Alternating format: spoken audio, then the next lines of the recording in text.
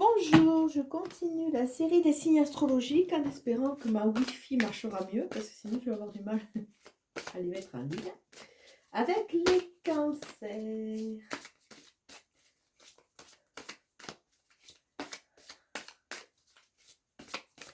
Alors, le message pour novembre pour les cancers.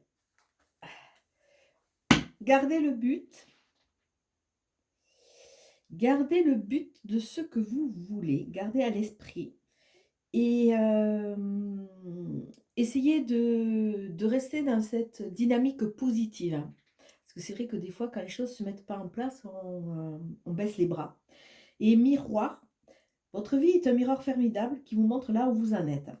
Alors peut-être qu'en gardant à l'esprit ce que vous voulez, durant le parcours, si ce parcours est plus ou moins aisé, peut-être que vous allez rencontrer des difficultés qui vont vous amener à travailler par rapport à votre intériorité. Et ça peut être super, super intéressant. Parce que ça va vous éviter de reproduire des schémas. Et nous avons aussi les aides. Alors, les aides sont là. Et alors, ça, c'est quelque chose qui est très intéressant parce que c'est vrai qu'on a tous un ange gardien qui a été, qui est avec nous depuis notre conception. Ah, bon, on va y arriver. Depuis notre conception. Et il est là pour nous aider quelque part. Et c'est vrai qu'on a tendance à ne pas demander de l'aide aux anges. À tout ce qui est énergétique. Donc c'est vrai que ça, quelque part, ça ne coûte pas grand-chose en me disant, bah, écoutez, j'aimerais cela. Et là, je suis en train de lire un merveilleux livre, Ma vie avec les anges, qui nous raconte un peu le parcours d'une personne qui a eu des dons très tôt, comme beaucoup, beaucoup d'entre vous, et qui, par rapport à sa famille, n'a pas pu en parler. Alors c'est vrai que moi, c'est mon histoire aussi, hein, et c'est l'histoire de beaucoup d'entre vous. À savoir que c'est vrai que tant qu'on est petit, je crois que c'est jusqu'à 6 ans, on peut les voir, on peut quelque part interagir avec eux. Et après, quand on rentre dans la phase un peu plus grande, il faut vraiment rentrer dans des perceptions fines pour continuer à les contacter. Mais ce qui est sûr, c'est que quand on est petit, c'est quelque chose qui est très aisé. Et malheureusement, dans le parcours suivant notre vie, entre guillemets, hein, souvent dans des familles, je le rencontre régulièrement, il y a des potentiels de guérisseurs, voire de chamans, voire d'autres choses, hein. Et c'est vrai que ces potentiels, à un moment, ont été abandonnés parce que il y avait le candidaton, il y avait le poids aussi sociétal qui disait que c'était pas bien, et on voyait de suite, on basculait sur le côté négatif, entre guillemets, de ces énergies. Et c'est vrai que ce livre enfin personnellement, je trouve qu'il ouvre les yeux par rapport à ce que beaucoup d'entre vous et d'entre nous avons vécu. Et on se dit, finalement, on n'est pas seul et ça existe depuis très longtemps. Alors, l'atmosphère, hop, sixième œil, je vous parlais de ces dons qu'on a laissés un peu en cours de route avec l'archange Métatron. C'est un archange qui vient se présenter, sixième œil, ouverture, clairvision, avec indécision. Alors là, ça me ramène vraiment à cette notion de comment je me positionne. Est-ce que je me positionne dans le matériel? Est-ce que je me positionne dans le spirituel? Est-ce qu'on va pas me traiter de fou? Est-ce que je vais pas passer à côté de certaines choses? Savoir se positionner. Première carte, yin et yang. On nous parle encore d'équilibre. 4, stabilité. Un autre archange, Uriel cette fois. Archange Uriel, c'est le 7e chakra, c'est le chakra couronne. Donc pour vous les cancers, il y a vraiment une notion de spiritualité à retrouver, à se faire confiance. Écoutez, vous avez 3 archanges. Je vais le sortir celui-là parce que il y a 3 archanges qui viennent de se présenter à vous, les cancers. C'est très très intéressant. Métatron qui vous dit ayez confiance, écoutez votre intuition, suivez ce flux énergétique, hein, et n'ayez pas peur parce que quelque part avec les peurs vous bloquez quelque part cette connexion fine à la source. Et avec Archange Ariel qui est au 2e chakra, ressentez enfin. Là, on voit qu'il y a une notion, il faut rentrer dans le ressentiment et équilibrer, ce que je disais au début, spiritualité et matérialité. Écoutez, déjà, je ne sais pas comment, mais un magnifique tirage qui semble s'annoncer. Hein. 3 archanges pour vous, les cancers. C'est relativement intéressant. Et quand on parle des aides, n'hésitez pas, travaillez avec eux. Demandez. Alors des fois, il y a certaines pratiques qui disent, quand vous avez besoin ou d'une réponse ou d'une orientation, vous mettez la question, vous l'écrivez, vous la mettez sous votre oreiller. Et vous allez voir si durant la nuit, on vous souffle une inspiration, on va dire, une inspiration divine. Alors, la coupe, le pendu et le magicien. Alors déjà, la coupe, on est toujours dans cette dynamique. Il y a quelque chose qui est en train de se passer pour vous, les cancers. Alors, le pendu, on voit qu'une situation est bloquée, hein, mais le pendu vous amène aussi à regarder les choses d'une autre façon. D'une autre façon, prenez la hauteur, regardez sous un autre angle, peut-être sortez du système un peu matérialiste et carré, prenez cette hauteur de façon à voir les choses différemment. Avec le magicien, on voit que vous avez votre propre potentiel. Si on regarde ce dessin, on voit qu'il y a énormément de lumière. Donc ça veut dire qu'il y a une lumière à l'intérieur de vous. Vous avez un potentiel dans les mains, vous avez quelque part, on nous ramène sur la création, vous êtes capable de créer des choses magnifiques et vous avez tous les instruments sur votre table. À vous de savoir comment vous allez vous organiser. Vous avez les bâtons, vous avez les épées, vous avez les deniers, vous avez les coupes. Tout est là devant vous, à vous de savoir comment vous allez prendre les choses. Mais ce qui est intéressant, c'est que là, on vous dit que la situation est bloquée, mais qu'il faut que vous changiez de regard. Alors peut-être rentrer un peu plus dans la spiritualité. Reprenez le contrôle et avec ce 5 de Pentacle, on semble nous dire que même si pour le moment la situation n'est pas la meilleure, hein, que vous vous sentez perdu, si vous ouvrez les yeux, vous pouvez avoir de l'aide sur votre chemin. Alors on va regarder votre carte centrale. 7 d'épée. 7 d'épée qui nous parle de quoi? Alors un 7 d'épée, ça nous parle, un 7 tout simplement, hein, d'épée nous parle de maîtrise et de réflexion. Alors, avec cette carte qui est relativement ambiguë, est-ce que vous partez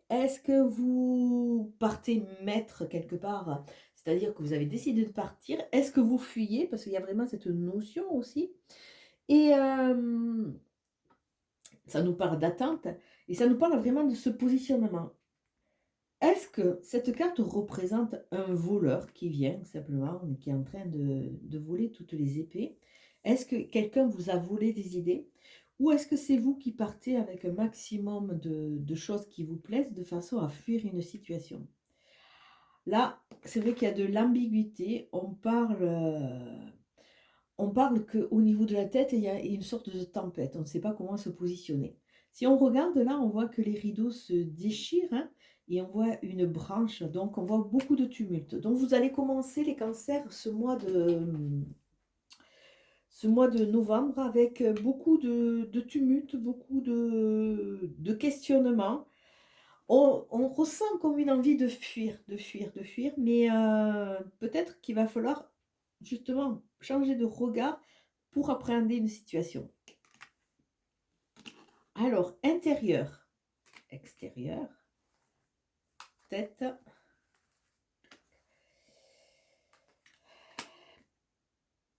terre. Je vais trop vite.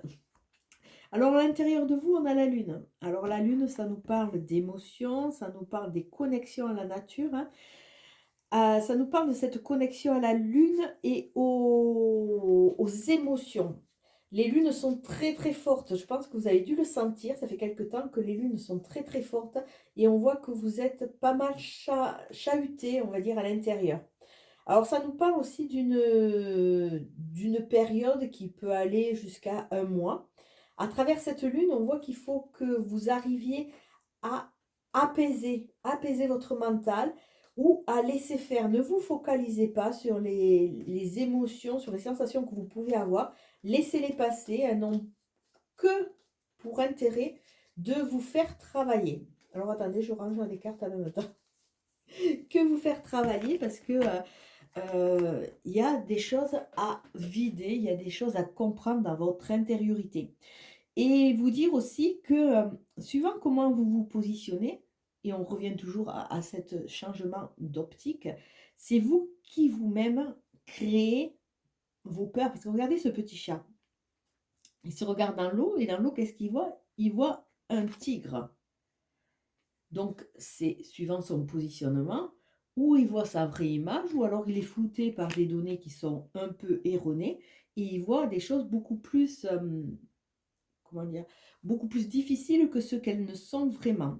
Donc à vous de vous positionner. Mais c'est vrai que la Lune, c'est une matrice qui nous ramène aussi à notre état d'enfant intérieur et qui ramène à la lumière toutes nos peurs, toutes nos doutes.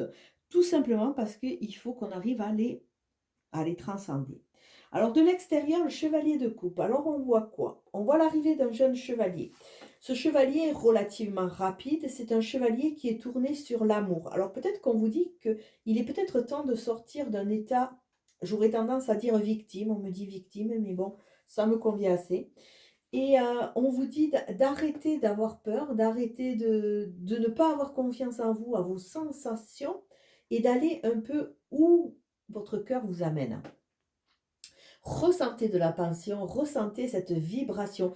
Arrêtez de fuir toutes les situations qui sont un peu compliquées, mais restez toujours dans une réalité. Parce que c'est vrai que des fois, quand on recommence à espérer quelque part et à être bien, on est un peu tout feu, tout flamme, comme ce chevalier. Donc on vous dit, allez vers où votre cœur vous guide, mais restez dans la maîtrise quand même. On a deux arcanes majeurs. Là, on en avait un. Oui, vous avez quatre arcanes majeurs dans votre tirage. Alors, on commence avec la grande prêtresse. Ça nous parle de quoi? Ça nous parle de connexion, ça nous parle de quelque part de maternité aussi, hein, parce que quelque part, la grande prêtresse peut être associée à la papesse, hein, à la papesse dans le jeu. Euh, Elle vous dit au niveau de la tête, écoutez votre sagesse intérieure. Donc, il y a quelque part comme une fuite pour les cancers. On se ferme à ses ressentis, on se ferme à son intuition. La grande prêtresse vous dit que c'est bien d'aller chercher à l'extérieur, mais comme c'est au niveau de la tête, fais-toi aussi confiance. Fais taire ton ego et essaye de l'écouter pleinement pour voir ce qu'il a à t'amener, mais ne le laisse pas prendre le dessus. Écoute aussi ton intérieur, écoute ton intuition. Il y a vraiment cette connexion. Et l'ermite se retrouve au niveau de la terre et ça nous ramène de nouveau à écouter sa sagesse intérieure. L'ermite, c'est un personnage qui a pas mal bourlingué. Il a la sagesse de son âge, la sagesse de son expérience. Il avance toujours avec cette lumière. Alors, c'est peut-être la lumière intérieure où elle guide, elle vous éclaire sur votre chemin. Mais vraiment, avec ces deux cartes qui sont quand même dotées d'un fort pouvoir spirituel, on vous dit écoutez-vous à vous, allez, arrêtez quelque part, arrêtez d'aller chercher à l'extérieur des données que vous avez déjà à votre intérieur. Faites-vous confiance. Donc, il y a deux cartes de sagesse profonde qui entourent cette fuite. Donc, ça reporte vraiment à cette notion, arrêtez de fuir, faites-vous confiance. Il est temps que vous créez une vie à votre image. Alors, on va voir les deux options, puisque tout le monde n'est pas sur le même schéma. Ah bah écoutez, vous avez un joli tirage très intéressant. En deux options, vous avez des As. Alors, ça veut dire As, c'est la force, hein. C'est quelque part que vous allez reprendre le contrôle. Et avec l'As d'épée sur ces émotions grandissantes, hein, qui risquent de vous déstabiliser, on vous dit, allez, osez. Il est temps d'avancer. Il est temps d'avancer et il y a une notion de reprendre le pouvoir vers de nouveaux commencements, nouvelle lucidité. Tout est bien à sa place, hein. Arrêtez de vous faire peur. Et l'as de bâton, avec ce chevalier de coupe qui nous parle d'écouter son cœur, On revient à ce magicien. Vous avez tout, tout, tout, tout, tout à votre portée. À vous de vous faire confiance. L'énergie est là, saisissez-la, mais vous ne pouvez vraiment la saisir que si vous écoutez votre cœur.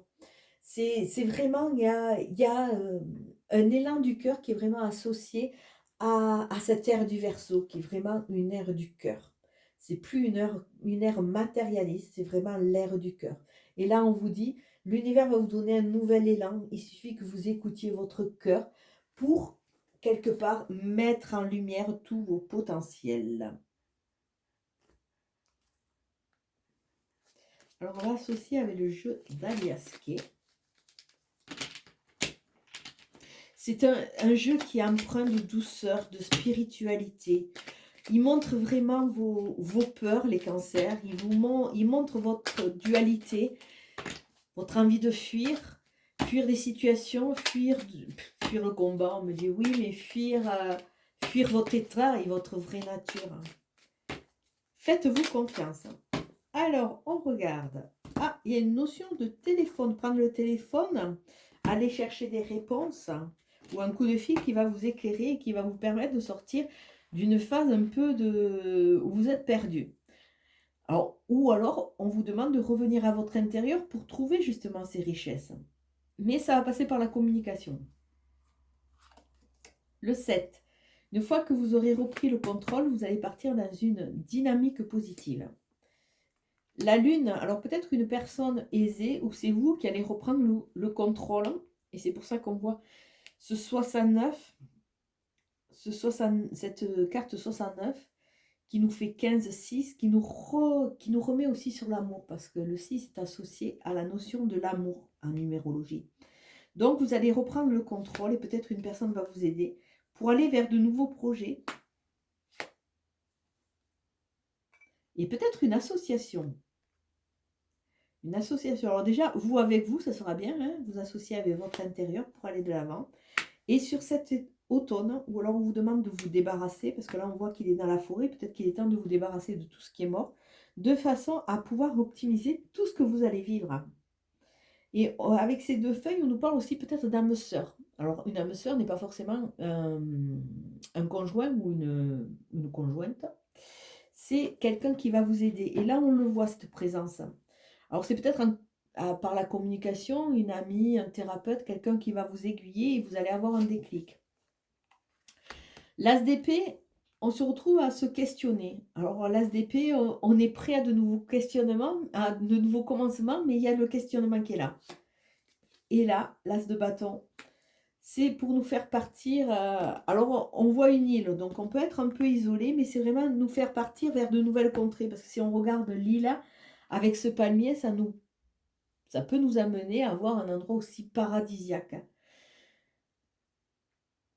Ça nous parle aussi de cet état qu'on est un peu en retrait, qu'on n'ose pas. Donc avec cette île qui est représentée par un 54, c'est-à-dire un 9, on voit qu'il y a une fin de cycle.